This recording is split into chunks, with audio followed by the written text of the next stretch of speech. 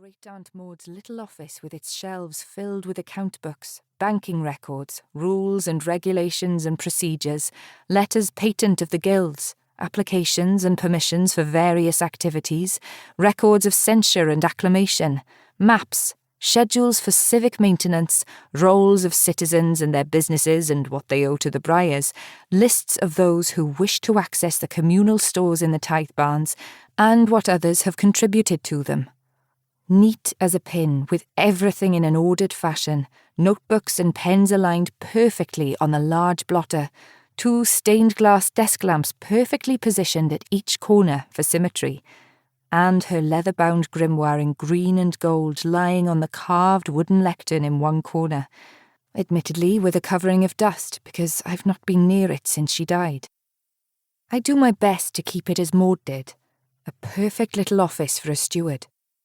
The little office that's been mine for the past 6 months, give or take, and has been suffocating me in the days and weeks leading up to tomorrow night, which is why I took the opportunity, when the banker's clerk had delivered a message that Mr. Aberwin was unwell and could we reschedule, to sneak outside and hide in this corner of the garden, and to contemplate my major failing, wondering if it will lead to a terrible thing.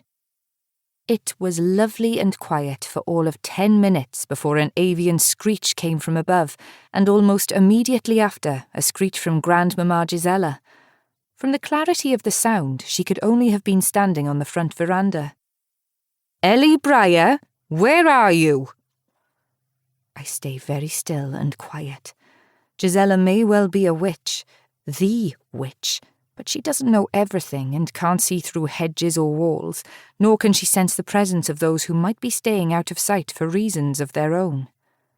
"It's no use hiding, Ellie Briar," she mutters. "I know where you live." Indeed. Still, I keep my mouth shut. Eventually, there's the clip of footsteps and a door closing. My fingers seek the scar again. Forcing my muscles to soften, relax, I lean back on the bench. Another 5 minutes, I think, calculating how far I can push it. 10, 15 at the most. "The letters," begins Grandmamma Gisella, but I've heard this all before and am staring out the library window. The owl is large, with a tawny lace pattern for camouflage, limned with gold. The feathers appear delicate as spider webs.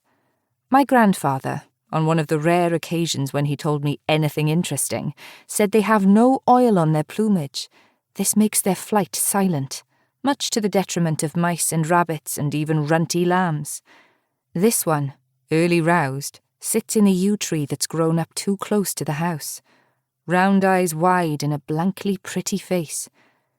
It notices me at the open window, shivers, chest puffing, doing a discontented little dance on the branch. Doesn't take off, however, merely calms its feathers, gives me a haughty stare. It had best hope Nia's not around with her hunting bow. "The letters," repeats Grandmamma Gisella loudly from her desk, "are very important. They keep the ecclesiastical wolf from the door. After I'm gone, make sure they continue." Uh-huh. Behind me is a room lined with books, far more interesting than those in the steward's office next door, and in it the grandmother I adore, she who raised me. But I'm staring out the tall, broad window because she's talking about matters I don't want to discuss. "Ellie, are you paying attention?"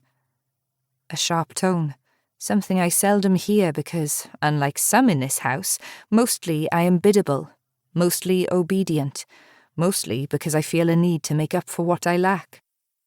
"Not really, no." An honest answer, which makes Gisella laugh. The heavy, polished ebony chair scrapes on the floor, almost a throne, with roses and apples carved across its arched top.